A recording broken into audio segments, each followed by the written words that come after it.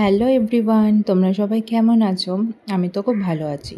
তো আমার চ্যানেলে একটা নতুন রেসিপি নিয়ে আমি চলে এসেছি। তো আজকে বানাবো চিকেন চাউমিন। তো বাড়িতে আমি চিকেন চাউমিন কিভাবে বানাই সেটাই তোমাদের আজকে শেয়ার করব। তো দেখো, আমি এখানে গ্যাসে জল বসিয়ে দিয়েছি বাটিতে, আর তার মধ্যে আমি নুন আর কিছুটা তেল দিয়ে দিলাম। তো আমি চাউমিনটা এর মধ্যে সেদ্ধ করব। আর এখানে দেখো, আমি পেঁয়াজ, আলু, ক্যাপসিকাম, গাজর আর বিনস কেটে নিয়েছি, আর কিছুটা আদা আর রসুন কেটে নিয়েছি। যেহেতু চিকেন চাউমিন বানাবো তাই আদা রসুনটা একটু লাগবে। তো দেখো, এবার আমি চাউমিনগুলো এখানে সেদ্ধ করতে দিয়ে দিলাম। তো আমার চাউমিন সেদ্ধ করা হয়ে গেছে। এবার আমি এটাকে ঝুড়িতে ঢেলে দিলাম। আর এখানে দেখো, আমি এখানে ছোট ছোট করে বোনলেস চিকেন নিয়ে নিয়েছি, তার মধ্যে দিয়ে দিচ্ছি কিছুটা দিয়ে দেবো লঙ্কার আর দিয়ে দিচ্ছি কিছুটা। তো এবার আমি ওটাকে ম্যারিনেট করে রেখে এখানে আর কিছুটা গ্যাসে কড়াই বসিয়ে দিয়েছি।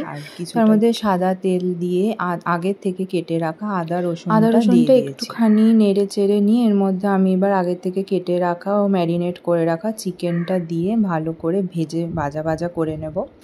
তো আমি এখানে বেশি কিছু মশলা ব্যবহার করব না। তো দেখো, একটা সিক্রেট মশলা ব্যবহার করব যেটা তোমরা বাড়িতে ট্রাই করতে পারো।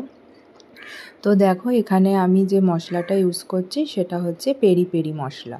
তো এখন বাজারে যে কোনো দোকানেই তোমরা এটা কিনে নিতে পারো। এটা দোকানে গিয়ে বললেই ওরা দিয়ে দেবে পেরি পেরি মশলা। যেন অনেকেই চাউমিন বলো, তারপরে কাবাব বলো, তন্দুরি বলো, মশলাটার টেস্টটা হেভি লাগে। যেমন তোমরা অনেকেই হয়তো ম্যাগি মশলা দিয়েও চাউমিন করো বা ম্যাগি তৈরি করো, কিন্তু এই পেরি পেরি মশলা দিয়েও একবার বানিয়ে দেখতে পারো। তো দেখো, এবার আমার মাংসটা ভাজা হয়ে গেছে কমপ্লিট। এবার এর মধ্যে আমি সমস্ত সবজিগুলো দিয়ে দিচ্ছি। তো বিনসটা এখানে আমি ব্যবহার করেছি, কিন্তু বিনসটা আমি আগের থেকে কিছুটা একটু সেদ্ধ করে নিয়েছি, কারণ এখন বিনস একটু শক্ত শক্ত খেতে হয়, তো সেজন্য আগের থেকে একটু আমি সেদ্ধ করে রেখে দিয়েছিলাম। তো দেখো, এবার আমি এখানে কিছু আমি দিয়ে দিচ্ছি।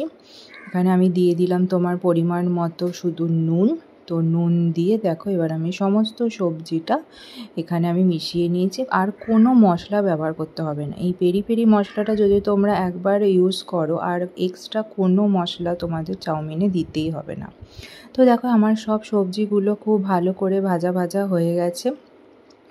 তো ভাজা হওয়ার পরে এবার আমি এখানে দিয়ে দিচ্ছি চিলি সস আর কিছুটা ডার্ক সোয়া সস। তো এই দুটো সসই আমি ইউজ করেছি। তো দেখো, এখানে আমি ভালো করে দুটো সস দিয়ে আবার ভালো করে সবজিগুলোকে মিশিয়ে নিয়ে এরপর আমি আগের থেকে সেদ্ধ করে রাখা চাউমিনগুলো দিয়ে দিলাম।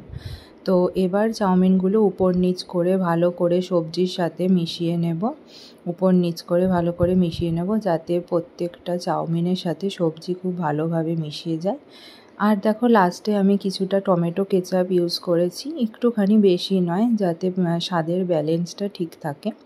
তো দেখো, আমার চাউমিন রেডি। এখানে আমি উপর দিয়ে শসা পেঁয়াজ ছড়িয়ে সার্ভ করে দিয়েছি। তো বন্ধুরা, ভিডিওটা ভালো লাগলে অবশ্যই লাইক কমেন্ট শেয়ার করে দিও। আর